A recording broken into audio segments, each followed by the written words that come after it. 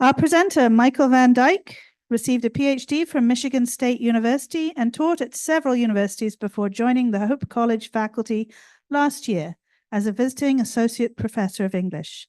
His areas of scholarly interest are 20th century American literature, film studies, and the intersection of faith and the arts. Please welcome Michael Van Dyke.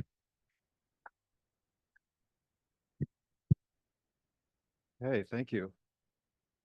If I had known there were prizes for dressing up, I decided to just come as a middle-aged English professor as my costume. I'm also a little bit out of it because today is my wife's birthday. She's a Halloween baby, and my daughter got us tickets to the Stevie Wonder concert in Grand Rapids last night. Did you go? There we go. I didn't know it was going to last so long. I know it was like a 3-hour concert. But kudos to Mr. Wonder for being able to do that at, I think, 74 years old. Yeah. So a little bit of a hangover, not from alcohol, but just from the event itself. So I really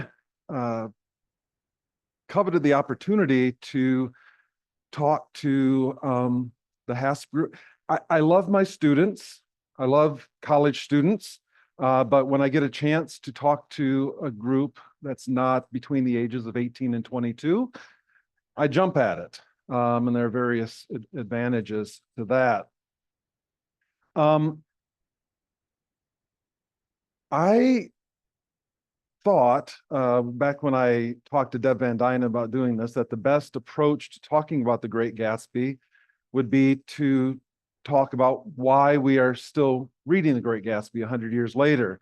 That seemed to be a lot of people's idea as well. If anybody went to the kickoff, did anybody go to the kickoff last week? That was the topic of my colleagues, Kristen Van Eyck's talk. But I realized that actually there are some things that I have to say that are a little bit different, maybe a lot different from what Kristen said. So I stuck with that topic. However, I have just over the last few months been accumulating things and adding to my slideshow. So this is a distillation. And so, for example, some of the slides are the basis for a totally different 45-minute talk, like a single slide. So I'm going to try to connect it all together, and I think I do have a way of connecting it all together. How many of you have read The Great Gatsby? All of you, pretty much. How many of you? More water? How many of you have read it 3 times? 4 times? 5? Okay. The reason I ask that is because I think this novel is the type of novel that many people don't like it very much the first time through. I've known many people have had that experience. But people who have read it a second time or a third time will often say, at some point I fell in love with it, that there's something about this novel that grabs you, that captures you. And so if you have only read it once and you're sort of ambivalent about it, I'd encourage you to give it another shot. I had to say this with my own wife, give it another shot. Also with my the woman who cuts my hair, she said she didn't like it. And I said, one more time, just try it one more time. So I come at The Great Gatsby as a bit of an amateur in the root sense of that, someone who loves the novel. I have not written a book on the novel, and I don't even know if I consider myself a scholar on it, but I have taught it 7 or 8 times. I've read it at least 10 times, and I just keep falling in love with it over and over again. So I'm coming from that place as a lover of the novel. My title is Gatsby's Unimagined future, which has multiple layers to it. I'm talking about the character Jay Gatsby, but I'm also talking about the book, The Great Gatsby, which has had an interesting reception, what we call reception history, in terms of how it's been received by the reading public. But in some ways, I'm combining those two, Gatsby and the book, in a sort of symbolic way to talk about what this novel has to say about how we imagine our futures, or often fail to imagine our futures, and how we even go about that. And I think it's a relevant topic to think about in an election season. I'm not going to get into politics, except in maybe a very indirect way. My goal is not to offend anybody, but I think, the imagination of our future, and I guess when I say I'm saying our American future, is maybe not enough talked about, maybe not thought about enough. So everything will be revolving around this, our imaginations of the future, which are tied to our imaginations of the past in many different ways. So let me start with this question, which again, we seem to be coming back to. I think it is a good question. Exactly 100 years ago today, the first draft of The Great Gatsby was completed, and Fitzgerald was revising it on the Riviera in France. And it would be published in the spring of 1925. So exactly 100 years ago, it hadn't been published yet, but it had been written and was in the process of being revised. And then with the help of his editor at Scribner's, Maxwell Perkins, made into the book that we have today. But why do we still read The Great Gatsby 100 years later? There are thousands of books from the 20th century we don't still read, of course. And it's a serious or an interesting question, because there are reasons to not read The Great Gatsby. I'll just touch on a couple of them, 3 of them actually, and then tie those into some reasons why I think that we should continue to read The Great Gatsby. So, how do I do this? That's not how I do this. Is it the space bar, or how do I advance? There we go. Okay. It's that button. So, reasons not to read The Great Gatsby. Some people will say, or it could be said, that it's a period piece. Okay? As many of you are dressed up. In some ways, it seems like The Great Gatsby could be viewed as a sort of theme park of the 1920s. We wander through it and we think of images that have become cliches. There are aspects of The Great Gatsby that are very much of its time, that carry the prejudices of its time and some of the language of its time. Meyer Wolfsheim is described in a very anti-Semitic way, or at least drawing on anti-Semitic tropes. And there are ways in which Black people are described in ways that we wouldn't describe today. There's a lot there that is politically incorrect for 2024. And, it is about the Jazz Age, right? It's about the 1920s, an era that in many ways sort of collapsed in 1929, when it was superseded by the Depression era. And in some ways, looking back on the 20s from the Depression era changes how people thought about it, or changed how people thought about it. So how is it not a novel that's just stuck in a certain very short period of time in history? Another reason not to read The Great Gatsby is that really none of the characters are all that likable, right?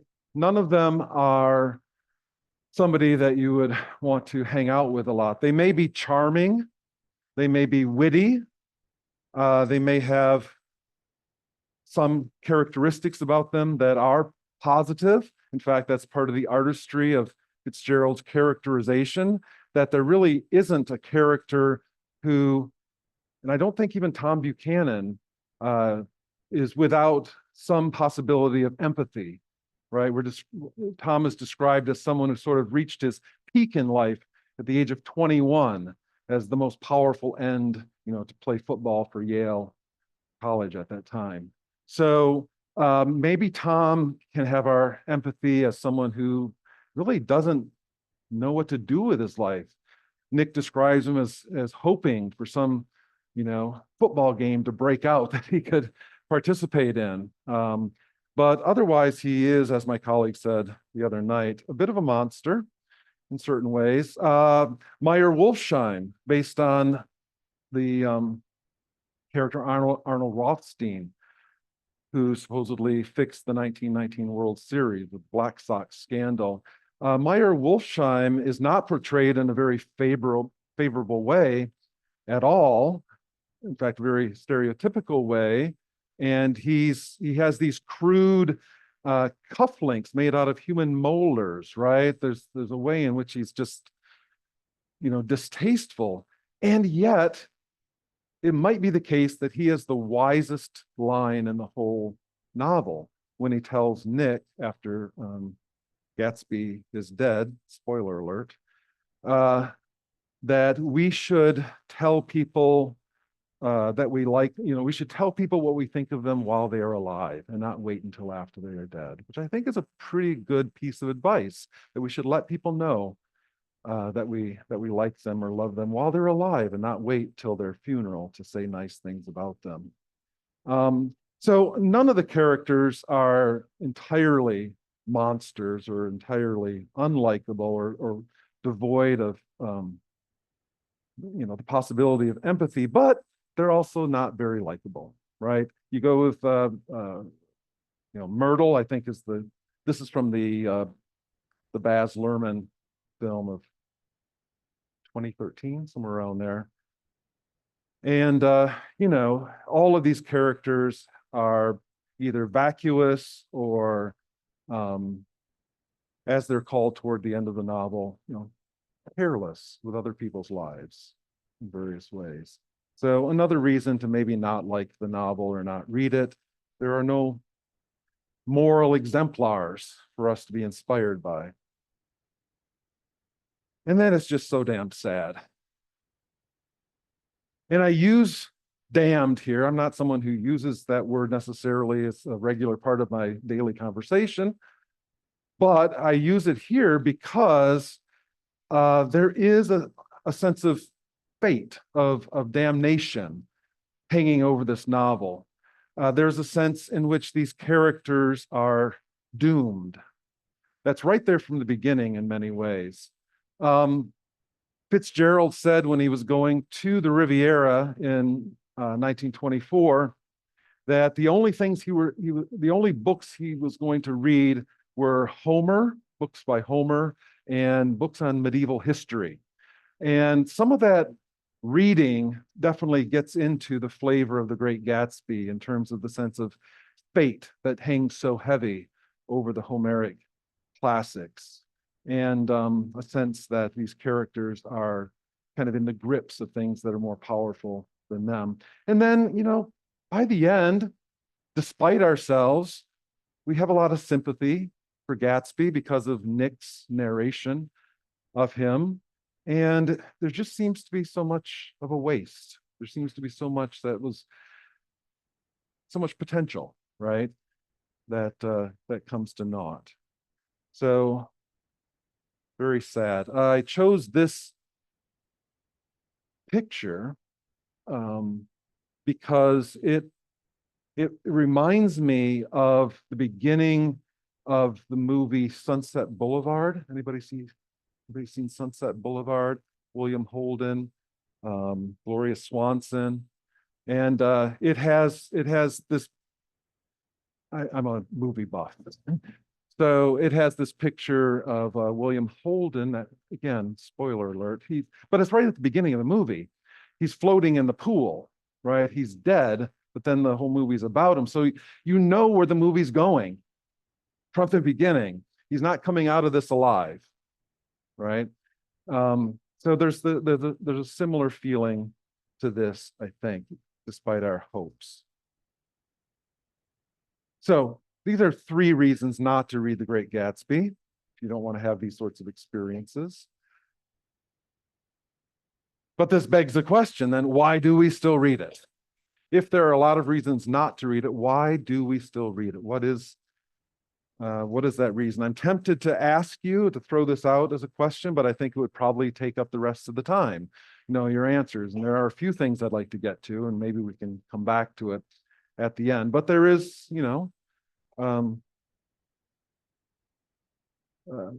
this question that's still being begged. Why do we still read it? So I'll give you 3 answers to that in some ways are answers to the reasons not to read it. All right. So reasons to read The Great Gatsby. One is that, as it says here, it perpetually speaks to the ambiguities and contradictions of our American experience. There is something about this book. Well, there are many things about this book that Fitzgerald just seems to get exactly right, that he just nails, that he's putting his finger on things that are deep currents in American culture. And at times I wouldn't say it's a prophetic book, but there are times when it almost seems like that, or at least fairly prescient. The idea of the romantic poets, that poets are the antenna of the race, I think is a little bit in here with Fitzgerald's, use of the word Holocaust at the end, right? In 1925, after the 3rd death has occurred, his reference to a swastika at a certain point. There are just different ways in which he's seeming to predict things, but also he's speaking to those contradictions that are just a part of the American experience. We couldn't get my notes to appear here, so I'm going by memory about these things, but the perpetual struggle or contradiction that we try to reconcile, which is that struggle between God and mammon, right? That's spoken of in the Sermon on the Mount.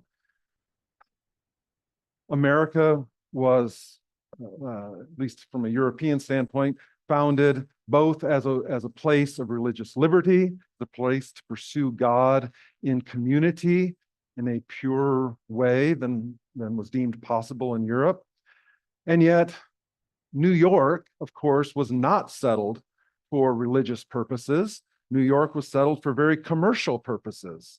My forebears, the Dutch sailors who came into New York Harbor, were not there to build churches. They were there to build trading relationships and stores. So that tension between the two sort of ideals or senses of possibility in America, we try to reconcile them. We try to make them go together, that we can pursue both God and mammon, but it often doesn't work out very well, as Scripture tells us it won't, or as Jesus tells us it won't. And yet it's a continual struggle. The ideals of democracy and equality in a nation that, of course, experienced slavery and then segregation and other types of discrimination down through time. There are many more. I'm trying to remember my 3rd one here in the notes.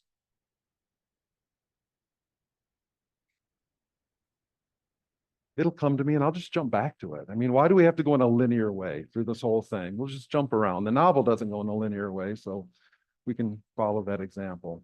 But there are certain deep contradictions in American culture that we have struggled with, that we've tried to reconcile, but they're still there. And I think Fitzgerald gets to a lot of them. On this note, recently a new literary theory or a way of thinking about literature has come on the scene. A book about 10 years ago was published by a man named Amir Eshel, and it was called Futurity. And it has to do with how literary works, especially novels, help us think about the future, how they give us ways of reimagining the past, or more specifically, giving different words, exploring different narratives that might fit our past in ways that are actually more useful and helpful for imagining the future. So this was a central quote from his introduction. He said, "Futurity marks the potential of literature to widen the language we employ in making sense of what has occurred while imagining whom we may become. Futurity is tied to questions of liability and responsibility, to attentiveness to one's own lingering pains and the sorrows and agonies of others. Futurity marks literature's ability to raise, via engagement with the past, political and ethical dilemmas crucial for the human future." And the book's primarily about modern literature, especially 20th century literature, after the various tragedies of the 20th century that seem to foreclose possibilities and what it's like to live in a world of nuclear weapons, which puts at least a mental framework around our sense of possibility. But there are other things: the Holocaust, wars, various modern events that have made it difficult to think in clear and in hopeful ways about the future, right? And yet, Eshel is saying that there are ways in which novels, especially about these events, can help us to gain new language in thinking about, that can help us to widen our perspective on what these things mean, can help us with new metaphors, with new poetic or lyrical ways of expressing what happened. And his idea here is that we learn how to first take responsibility for our past. We learn how to think about the fact that we as human beings have done these things. And of course, some of them are ambiguous. There's good and bad to them. But taking responsibility for our past, he seems to be saying, is crucial for being able to actually imagine a viable and hopeful future. We can't simply look at the past with rose-colored glasses. We can't say, well, that's not my fault, or that's not, we have to learn how to take responsibility for what has happened in our culture, because if we don't, as he says, we don't actually pay attention to our own lingering pains as well as the sorrows and agonies of others. So how do we learn how to live into the future? How do we learn to maybe not let the future just happen to us? If you remember the scene after the first party, where there's the car crashes into the tree and the front tire is sheared off, kind of foreshadowing what happens to Myrtle later on. And the driver comes out. I think it's the driver. There's Owl Eyes there, and then the driver. I think maybe it is our Owl Eyes first, who says, they say, "What happened? What happened?" And the car did this. It just happened, right? There's no responsibility. The driver comes out and says, "Let's try to back it out." And they're saying, the tire's off the car. You need to look at what's actually happened with clear eyes. Of course, they're all inebriated, so they can't entirely do that. But there's a sense of unreality about this.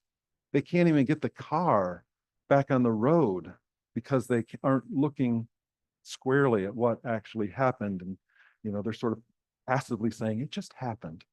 It just happened. Somehow it happened. Eshel quotes another literary critic, Svetlana Boym, who says, "Consideration of the future makes us take responsibility for our nostalgic tales, our stories about the past that aren't quite coming to grips with it, that aren't really being honest about it, but are just simply glossing over it. So I think this novel helps us to do that because Fitzgerald evokes these continuing struggles, these things that, of course, we are still seeing today in many ways. Tom's worries about being overrun by non-white races, this is not firmly in the past. Another thing that I had as another potential 45-minute talk was the symbolism of the automobile in this novel, which is pervasive. Almost everything that happens in the novel happens because of automobiles. Here's a picture of something approximating Gatsby's cars, his yellow Rolls Royce. Although this is actually much simpler than how it's described in the novel, where it says there's like 12 different windshields that you can lever up and down, and there's hat boxes attached to it, and it's just a huge, gaudy, use the word of the novel, meretricious sort of machine. And of course, in 1924, the automobile was probably the primary symbol of progress. I just read something the other day that said around 1924 is when there was sort of an explosion in the number of colors that you could actually choose from in buying an automobile. That before, the Model T was black all the way up through 1925, but other types of cars are being painted in other colors. Blue was especially popular during that time. Yellow would have stood out, but speaks again to this sort of consumer culture, but also an aspirational culture, a culture that's sort of spreading its or taking advantage of newfound freedoms. The automobile is this technology, of course, that allows you to just get on the road and go, as Jack Kerouac would write about 30 years later. And it's also a way of projecting who you are, right? It's projection of status. It's something that can cause other people to want to aspire to what you have. But in the novel, of course, the automobile is a tool of destruction. So it's this symbol of progress. It's something that captures the imagination. When people look at the automobile, they've already gone far beyond seeing it as just a practical means of getting from here to there. It's something that is a part of the American imagination already. It stands for something more than what it is. And again, it is about freedom. It is about, interestingly, Tom is associated with horses in this novel, right? He's the polo player. He converts his auto garage at his home into a barn for his horses. I think that's just an interesting thing that Tom, who represents old money, sort of generational wealth, is not associated so much with cars, except for the fact that George Wilson, of course, wants his car because George Wilson has his own aspirations. If he can have Tom Buchanan's car, not knowing that Tom Buchanan is having his wife, at the same time, he feels like this is a way to get ahead in life. This is a way to, go up another step on the social and cultural ladder. Or maybe at the end, it's a way to just go out west, right? As Huck Finn says, lighting out for the territory. So it's a symbol of progress, but also it's a means of destruction. Of course, Gatsby's car is the one that hits Myrtle Wilson, and a brutal scene there. And we already mentioned the crash after the party.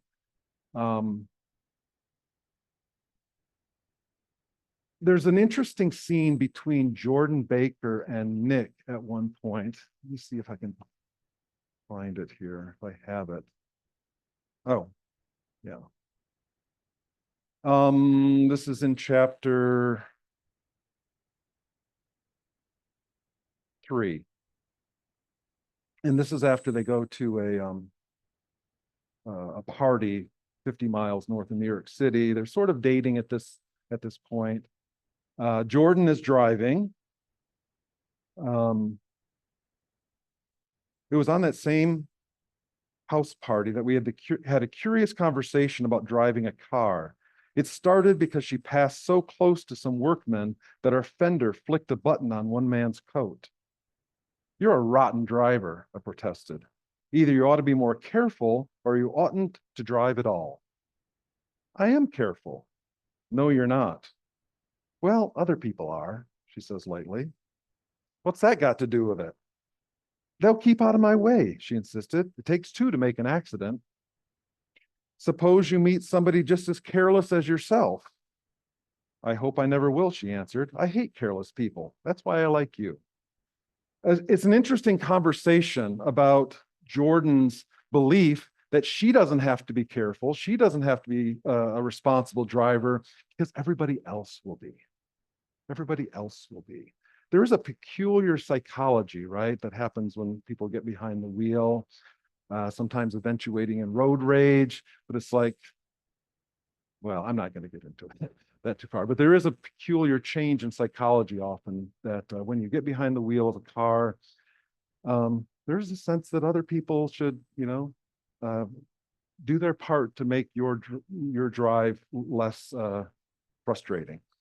But Jordan's inability or lack of desire to want to take responsibility for herself here is, I think, tied into this theme of taking responsibility. Oh, I remember another thing I wanted to say about this. So the automobile in 1924, 1925 was the major technology that was a sign of progress. And you have characters in this novel using it in irresponsible ways and not taking responsibility for what has happened while they're behind the wheel. And I was giving a talk a few weeks ago in Muskegon on roughly the same topic, and it just hit me. What is today's automobile? What is the equivalent to the automobile of 1924 to today as a sign of progress? Computer, more specifically, yes. There's something I think that is even a closer analog, a closer comparison.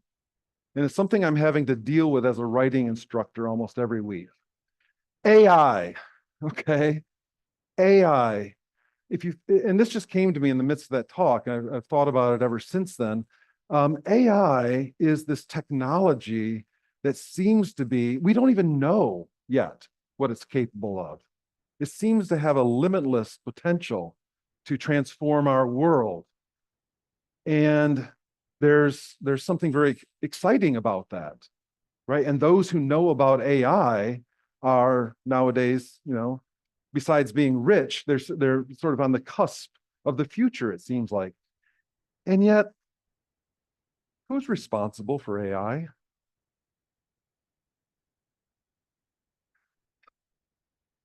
It doesn't seem like anybody actually is responsible for it right now. I saw a YouTube video the other day with one of the higher ups at OpenAI, the dominant company, and he was having a discussion with somebody, and the other person was trying to get him to talk about some what ifs, and the head person at OpenAI only wanted to talk about advancing, going to the next step, going to the next level. There was only there were only thoughts about progress, taking things further with this, but not really any discussion of, okay, who is going to put some brakes on this if we need, who's going to keep it from being destructive? Who's going to keep it from destroying us? I don't know. My question was an actual question. I don't know. I think AI is wonderful in many respects, but it's also problematic. Oh, am I almost done? Okay. Okay. Oh, okay. This theme of careless people runs throughout the novel. Um, think about the characters in this novel. You have Tom Buchanan, who's almost unfathomably wealthy. Nick says this. He says, I can't believe someone from my generation actually can have this much money. It's just wealth beyond any, and Tom is famously profligate with his wealth and sometimes gets into trouble by flaunting it. So of course the old money people are not supposed to flaunt their wealth, even though they have most of it. And yet these, and Tom's just one of them, almost all the characters in some way are very privileged, right? They're toward the top of their society. And yet they are described by Nick at the end as being very careless, not really taking responsibility, not even seeing themselves as the ones who could potentially lead society and lead the nation into a better future. They're caught within their worlds, as Nick says, just floating around, doing things with other rich people, the kinds of things that rich people do. And I think he's saying, I don't think he's condemning wealth here. I think he's condemning wealth without taking the initiative to try to make things better, to try to take leadership, to try to take responsibility instead of being careless. That's my take on it. We could discuss that. So, the perpetually speaks to the ambiguities and contradictions of our American experience. Another reason, Gatsby. And for me, this is one of the primary reasons. The character of Jay Gatsby embodies these contradictions to an extreme, and yet transcends them as well in a strange way. And a lot of this is how he's written about the language, that's the lyrical language surrounding Jay Gatsby. Because if you just look at the facts of who Gatsby is, he's kind of vulgar, vulgar in the older sense, that he doesn't really know what to do with his money. He walks around in a pink suit with a silver shirt. He's gaudy, he's meretricious. That's the word there. And he doesn't even know it. And he's learned a series of successful gestures, to keep up a facade, but underneath there's a lot of corruption. And yet, again, as I said, he sort of somehow transcends this as a character, and I'm not even sure exactly how Fitzgerald does it.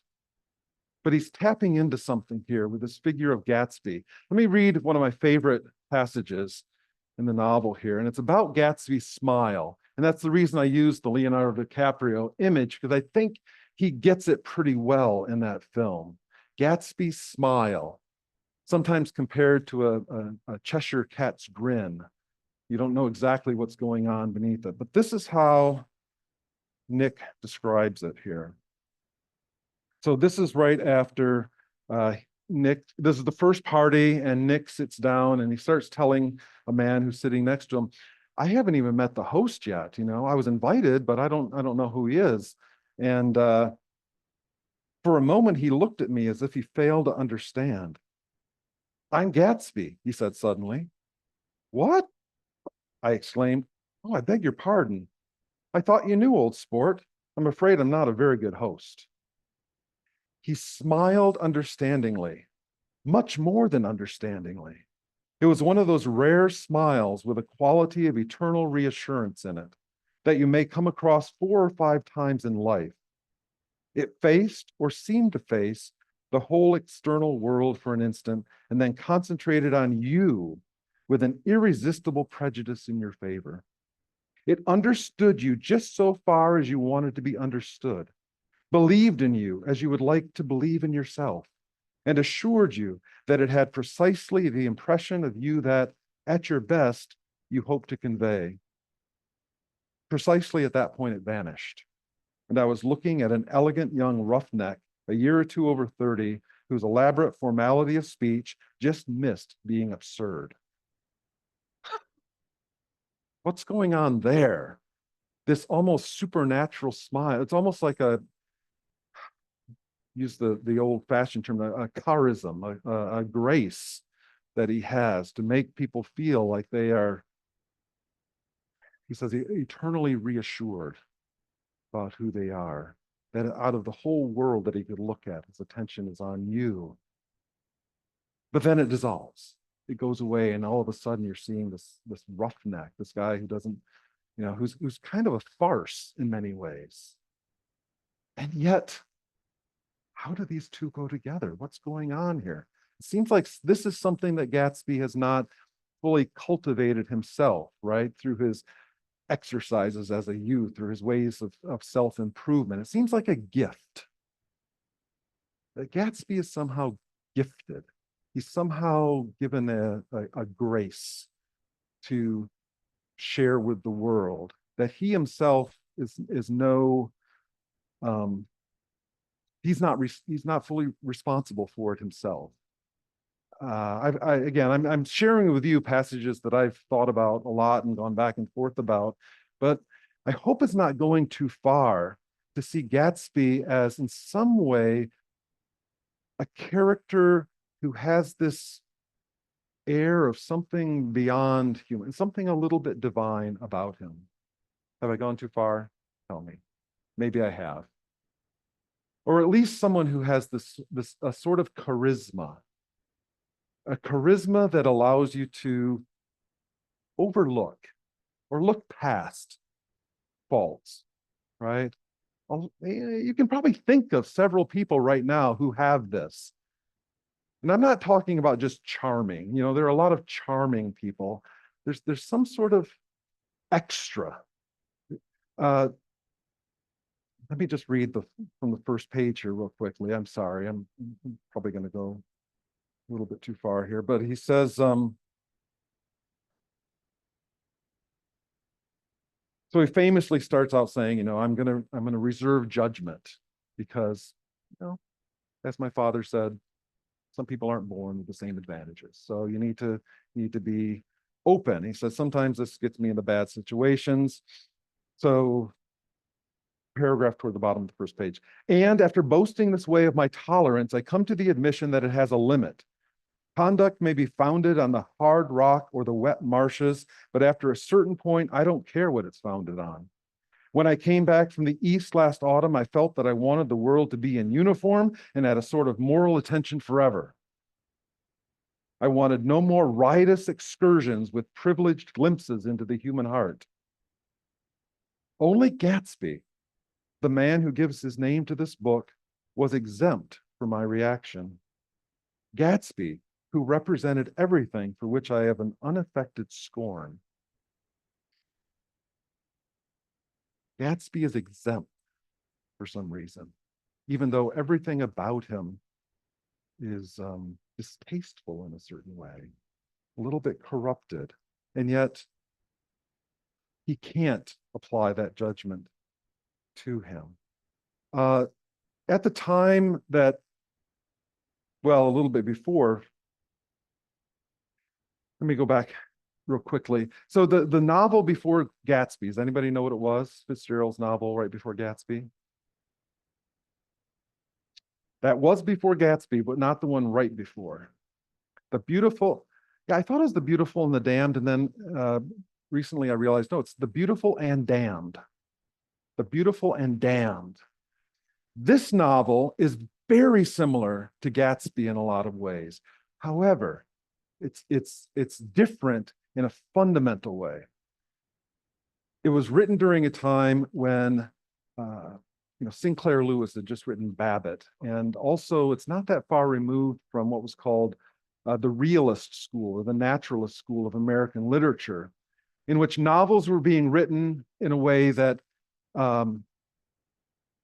saw characters as caught within a sort of larger natural determinism. And that when they started from a certain place and acted in a certain way, it's like setting off a row of dominoes, and they ended up just destroyed at the end. I'm giving away all the endings to his novels here today. But The Beautiful and Damned is a very naturalistic type of novel. It's like there's no real hope. This is a picture of a couple that's just step by step walking toward destruction. In some ways, it is like Gatsby, but in a crucial way, it's not. I don't think Gatsby is a naturalistic novel in that sense, even though it is a tragic novel. I think that it's a romantic novel in the sense that for the romantic poets that Fitzgerald loved, especially Keats and Shelley, there was this belief that we all come into the world, in Wordsworth's phrase, trailing clouds of glory. That we all come into the world innocent,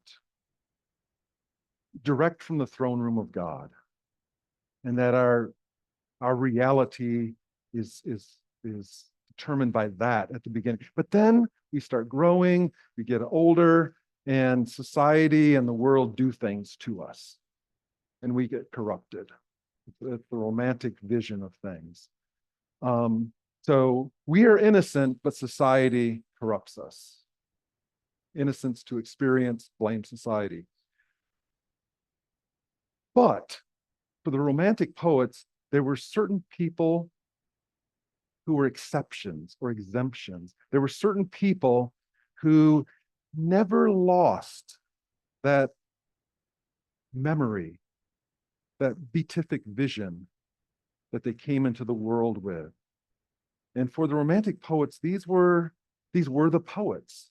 These were the innocents who retained a sort of innocence into adulthood, but usually died young. Tragically, as the British romantic poets did. We see analogs to this in 20th century culture. There are some artists, whether they're musicians or writers, who live reckless lives, and yet they seem to be getting something. They seem to have an innocence about them. Often they die at 27. It seems to be a common age for these types of characters to die at. But there's a way in which we excuse them for their behavior, because they're taking us back in some way to that beatific vision. They're reconnecting us with our own primal innocence in the romantic ideology. And I think that in The Beautiful and Damned, you have no characters like that. Gatsby, though, is that character who somehow has retained some sort of primal innocence that it makes him perpetually charismatic and someone that you want to keep reading about over and over again. I really am. Okay, I didn't have to read it from my book. I had it here. Yeah, and the next page says that this responsiveness had nothing to do with that flabby impressionability, which is dignified under the name of the creative temperament.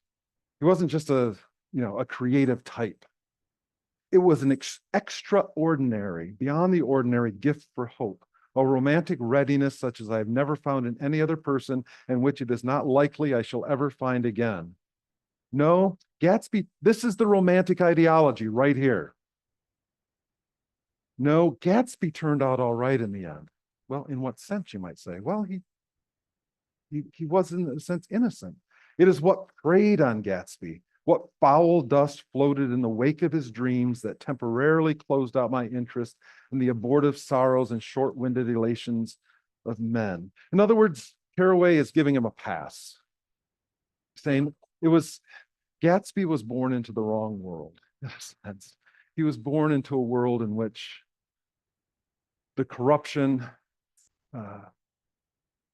was a part of his,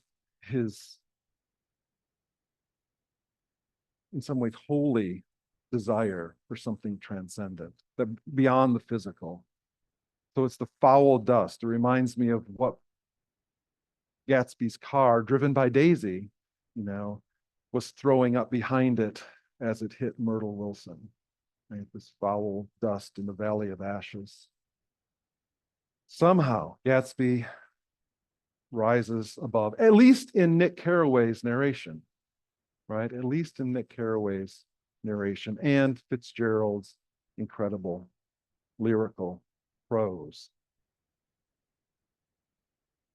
So despite everything, I believe it is a novel of hope, gesturing toward a necessary revision or revisioning, looking again at the American dream, which of course is what everybody says Gatsby is about. And I'm not contradicting that, but I think it needs to be read with this idea of futurity in mind. How can we use Gatsby? How can we use this now? How can we read it in such a way that it enables us to have a more hopeful future? Gatsby himself couldn't imagine that, right? Gatsby himself didn't even really think about the future. Didn't really think about time. He didn't think it was real. Most critics latch onto this and say, this was a fatal flaw. This was something that brought Gatsby down. When he says, can't repeat the past, of course I can. Deluded from our standpoint, but in a way, his reality was different. And again, was it 1922 or so that people became aware of Einstein's relativity theory, which from a theological perspective basically says that time is part of the creation, right? Time is created in a sense. I'm not a physicist, but this is my understanding. And that if time is kind of part of the world and not something absolute standing outside of it, if you're recreating yourself, why can't you recreate, time in your own world and have a different sense of what that is? So I sound like I'm turning into as much of an apologist for Gatsby as Nick is, but I'm looking for hope. And I'm looking for it because I sense it in the novel as I read it, that there's something there. However, if we're looking at the novel for some sort of lesson, I think it's this. The American dream as a romantic, individualistic, and utopian project is doomed to failure. Sorry. I'm not saying it, the novel's saying it, I believe. And this is often what is thought of as the American dream. And this novel, in a way, says it's a doomed project, it's a doomed aspiration. However, as I've thought about this more, I've realized, and again, I'm not getting overtly political here, I hope. I realized that Gatsby's dream is not the only major 20th century dream that we can think about when we hear that word. That there are, or is, at least one other major dream that's part of our consciousness. Oh, I forgot here. Again, linearity, time, what is it? Let's just go, we'll come back to what I was just saying. So this is what I mean by romantic, sentimental about the past, but focused on time as loss, right? Nick says, I turned 30, my life is over. By the way, Dan Cody, who's portrayed as like this ancient person who's on the brink of death, he's 50. Anyway, time as loss and demands transcendental fulfillment. Individualistic, individual self-maximization prioritized over social reason. That was the other one that other contradiction or struggle in our American experience, trying to get right that balance between freedom and responsibility. How do we live free and yet be responsible to our fellow citizens?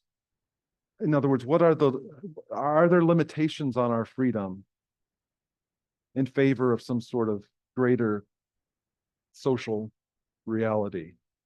Anyway, individual self-maximization is prioritized over social responsibility. Gatsby is very alone in this novel. In almost all of his scenes, he's alone. He's by himself, reaching out toward the green light and trembling, right? It's a very pitiable image in many ways, and yet also perhaps inspiring. And utopian, the idea that everything can be fixed, that it all can be fixed, and that everything that doesn't fit the plan to fix it is discardable and be gotten rid of. Remember, as the second part of that quote, when he says, can't repeat the past. Of course I can. He says, you'll see, I'm going to go back and fix it. I'm going to go back and fix it just as it should have been. For him, again, time is not real. And the things that happen in time are not entirely real. Remember when he sees Daisy's child? He looks down and it's like, you can't believe it. You can't, this does not go with the plan that Daisy would have a child in those 5 years in between, of an actual physical, real child. How do you deal with that? Well, you have to. That's a sign of time, chronos, right? It's hard to transcend a 2 or 3 year old child's reality when they're standing right in front of you. Anyway, what is that other dream? And I'm using MLK Jr.'s dream in sort of a broad sense. And I'm just suggesting. Suggesting. I think this image of Gatsby, again, is about aspiration, and his smile is about sort of maybe that thing about America that still draws people, that belief, that endless belief, despite some of the facts, despite some of the history, despite some of the conditions, that enduring belief that there's something special about being here. So I'm not deriding everything about the impetus behind Gatsby's dream, the faith at the core of it. However, I think it's not a dream, or let me put it this way, it's a dream that is very lonely, ultimately, very isolating. Whereas I see King's dream as a dream that's about the flourishing of all. Not that it's going to be easy, it's going to be messy as we pay attention to the news, right? The dream of making America into a place where everybody can in some way participate and in some way flourish as much as their abilities allow. So it's another dream, another major dream on the landscape of 20th century American culture. Is there a way in which the spirit of Gatsby can be applied to the dream of King to give it even more impetus? Is there a way that we can keep up the noble struggle in the face of all reality that keeps bearing us back ceaselessly into the past, so that we can't imagine a future that's very much different than the past, so that we can actually imagine a future that isn't simply a romanticized version of the past, but that we can keep on, that we can keep nobly pursuing some of those ideals that are, I think, very real and that do transcend us. So as I was saying, This is a dream that's always ahead of us, a messy democratic experiment and striving for greater degrees of flourishing for all of us. That's always ahead of us. It's not as glamorous as the Jazz Age. It's not as, I don't know, fun. It's not the Charleston in every respect, but there's something inspiring about it, I believe. I think that's all I have. That is all I have. Thank you. I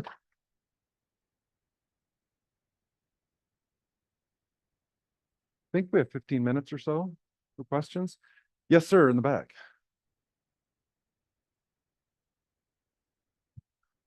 Yeah, when I was reading the book, I got off on my computer and started, well, what's the differences? And I mentioned to you, it's in 1924 for the class, for the first time, more people lived in towns of 5,000 or more. Now, we don't even think 5,000 is a big town. Mm-hmm. Before that, it was all farm. And then things like prohibition is in the book heavily, in my, Yes. and we're going to stop this. Well, of course, we didn't. You can go get a drink next door if you want afterwards. Mm-hmm. The development of suburbia, Yeah. the commuter train coming out, the roads Yeah. coming out, Yeah. women's independence. Also, the sale of financial products, was that fairly new at that point? This, he's out selling bonds. I believe that was the trade, wasn't he? Was selling bonds. Do you want me to answer that right now? Yeah, I'm just out curiosity. Well, what happened, of course, is that after World War II, there was, well, in 1913, you had the Federal Reserve set up, but what happened in the 1920s is that you could suddenly, the rules were made more lax in terms of actually buying bonds and buying shares of things so that you could buy on margin, as they say. You could buy stocks with a promise to pay them off later, so that even those who didn't have a lot of ready cash or capital could get into the stock market, right? And so what happened is that you have people heavily invested in the stock market, but they're also at the same time heavily sort of indebted because they bought all these stocks on margin. And eventually that, they have to pay for that. So my understanding of it is that the stock market was a little bit of a mirage in that regard. It was based on a lot of promised money. And finally, when the panic set in, that house of cards collapsed. But it had to do with loosening of regulations regarding how much money you didn't have to actually have all the money that you needed to get into the stock market in order to be a player. So it was more of a gamble, but it was also very exciting that you could get into this new thing. That's the main thing I know about that. But it was a definite change from the past in terms of there's a huge expansion of people who are a part of the financial industry. The other thing about towns, toward the end, Nick says, I realize now that this is actually a story about the West. And I haven't fully figured that out yet, as if I can fully figure out anything from this novel. But there's a way in which when he talks about going back west, and he says, the things that I think about when I think about the West is like everybody sitting together on that in that train station in Chicago, ready to go off to St. Paul or Des Moines or whatever. And he says, then pulling in there around Christmas time and all the lights, and he has this sort of feeling of community. He says, the bad thing about it, everybody knows your business, right? In a small town, everybody knows your family, everybody's watching out for you. But he's weighing this, the anonymity of the city, the paradoxical anonymity of the city, where you can go among a million people, but nobody knows you if you don't want them to know you, versus the communal warmth of the Midwestern small town that doesn't give you as much freedom or anonymity by any means, but it also has this compensating factor of community. The other thing I thought of is when Gatsby's on the phone toward the end, and he's saying something like to his whatever scheme he's pulling, he said, well, I told him to do it in a small town. And he gets a response, and well, if Detroit is his idea of a small town, then we can't use him. I don't know how big Detroit was in 1924. I think it was greatly expanding, Oh, right? yeah, it was the Ford Motor Company. Yes, yes. Suzanne. Here we go. Looking at Gatsby there, that is a smirk. And it's a smirk to himself that Mm, I made it. Why can't you? That's what he's saying, yeah. basically, is I'm good and I made it. Here's to you. Yeah. Actually, me. I mean, he in a way is successful, right? I mean, everybody's going to Gatsby's. He has made it in a sense. He has reached the top. He's able to buy the machine that cores, how many oranges in an hour for the whole. But yeah, I mean, it's ambiguous to me a little bit. How self-conscious he is about what he's doing and how much maybe he's bifurcated within himself.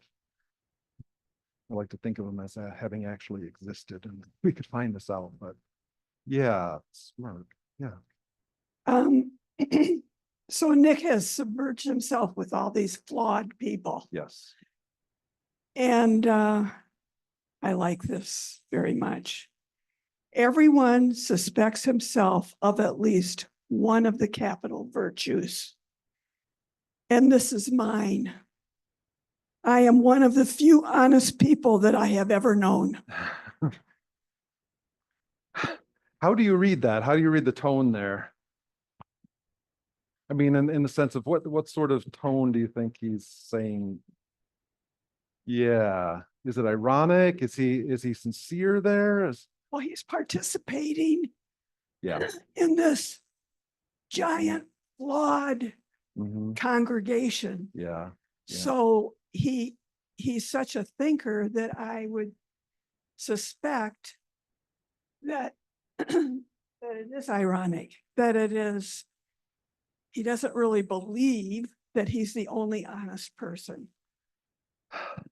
Yeah, I mean, I think there is at least a tinge of irony there, because so he's writing this story is being written 2 years after, and it's him looking back. So we don't know exactly what's happened in those 2 years of him thinking about that summer of 1922, except that he feels that he escaped in a sense and wants everybody.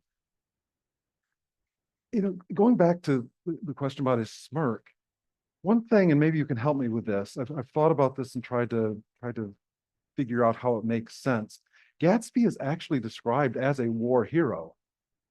I mean, he actually is, right? He's involved. Now, there is irony in Nick's statement about when he talks about the Teutonic excursion, referring to World War I. And he said something like, I enjoyed it so much.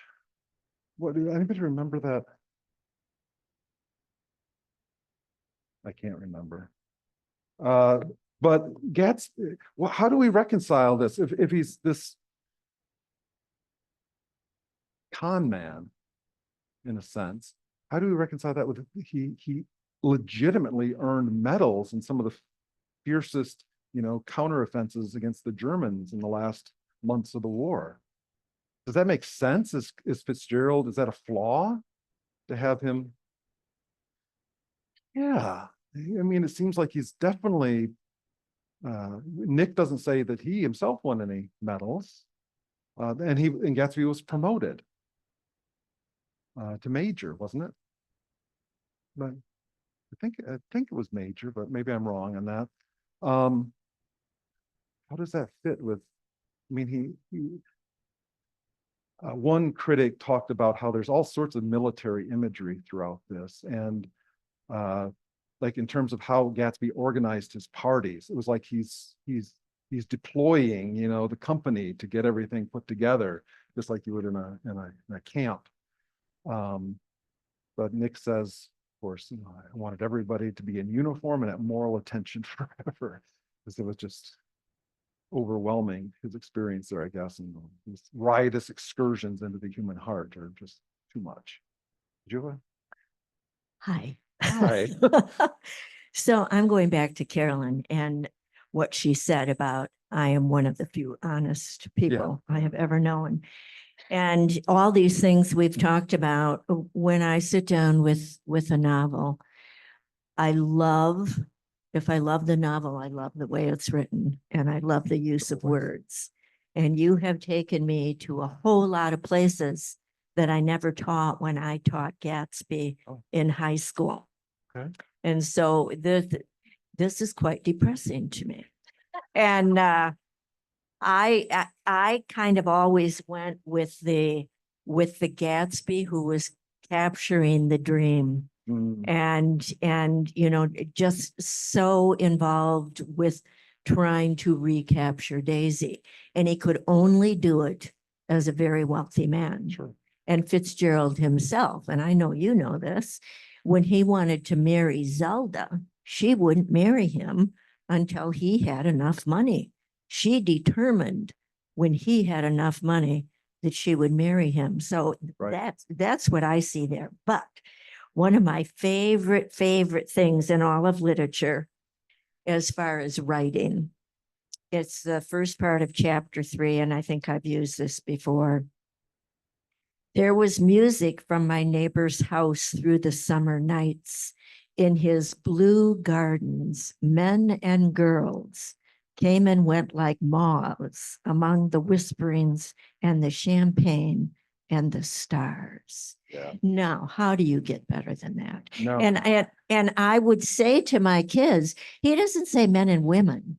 What do you mean? He said men and girls. Yeah. That says so much. And that's the kind of stuff I loved. I love about this Yeah. book and the incredible use of painting pictures and characterizing the people. lyricism of it, the images, the metaphors. Yeah, it's beautiful. So anyway, I just had to say that because when you started and you said, why do people read Gatsby? And I was sure that one of your things would be because it's beautifully written.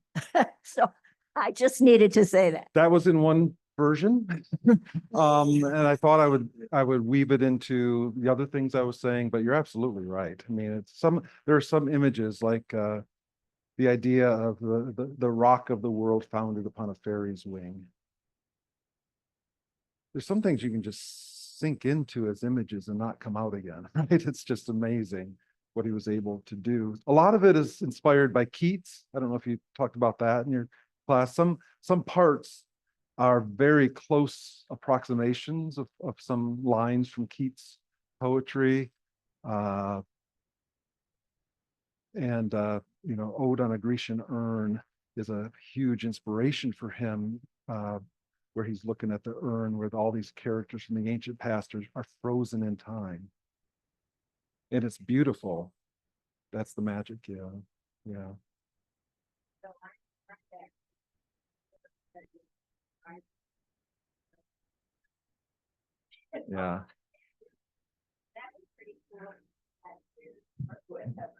Yeah. I mean, I like what you've got.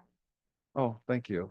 I didn't do it that way because I didn't think to do it this way. Plus my kids, they weren't mature enough for this. They were much better off in the blue gardens with the men and the girls. It's a good place to be. And don't you think that those of us, I mean, we're all older and we have a different perspective. I bet most of us read this in high school or college. We got a whole different thing out of it then. And so one of the reasons to keep reading it is because it gives us, we have a fresh perspective now that we never had then. And I think of it now as, I think my grandmother was born in 1900. My mother was born in 1924. This was their period. They lived this life. So I think that makes it more interesting to me. I don't know. Anybody else?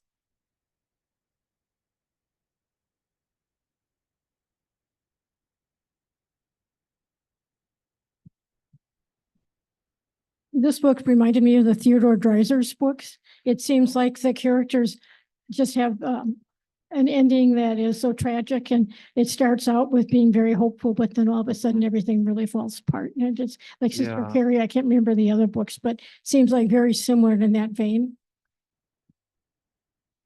Yeah, it is I mean, Dreiser wrote these realistic, naturalistic novels, and I think overall Fitzgerald is in that vein. And some of it was just the modernist sensibility among writers at that time. Uh, it was very difficult to be considered a serious writer or intellectual unless you in some way uh, showed that you had embraced a worldview kind of based on Darwinism and a more scientific worldview. And I'm talking about Darwinism as sort of a worldview of natural determinism. And Fitzgerald himself lost his faith somewhere during World War One. This is an interesting fact that you can get from the biographies. Fitzgerald at one time was all set to go to Russia or to the Soviet Union as sort of a secret Catholic missionary with the man he admired the most in his young years, was Father Fay in St. Paul. Father Fay had it all set up for them to sneak into the newly, and this is like 1918, so right after the revolution. It was set up through the government to get into Russia and in a sense be spies as well. At the last moment, the government shut it down. I don't remember the reasons for it, but can you imagine Fitzgerald instead of going on to writing his novels, being a sort of stealth agent in the new Soviet Union as a Catholic, under the aegis of the Catholic Church and the U.S. government? A strange alternative history that could be written. I think Fitzgerald poured everything that he had into this novel. I'm not saying the word poured to allude to his alcoholism, but he no, I mean he really I think the novel in this case is wiser than the man. That's my own view. Although to the end of his life, he nurtured the hope that it would catch on. Gatsby did not become popular until the book was distributed to soldiers in 1945. There was a whole program of distributing American classics. So Gatsby, I think 150,000 copies were printed on this cheap paper books and sent off to troops in right at the end of the war in the Pacific and in Europe. But he, again, somewhat presciently said, is there any way that we can get school teachers interested in this book? Can we get it assigned in classrooms somehow? He died before he ever saw that happen. But he saw the potential for that happening. And he said, I think only half jokingly, when he finished his first draft, he told Maxwell Perkins, I've written the best novel Americans ever written. He just said that, and maybe there's a little bit of irony there, but on some level, I think he believed it. I think he was amazed at what he had done in it.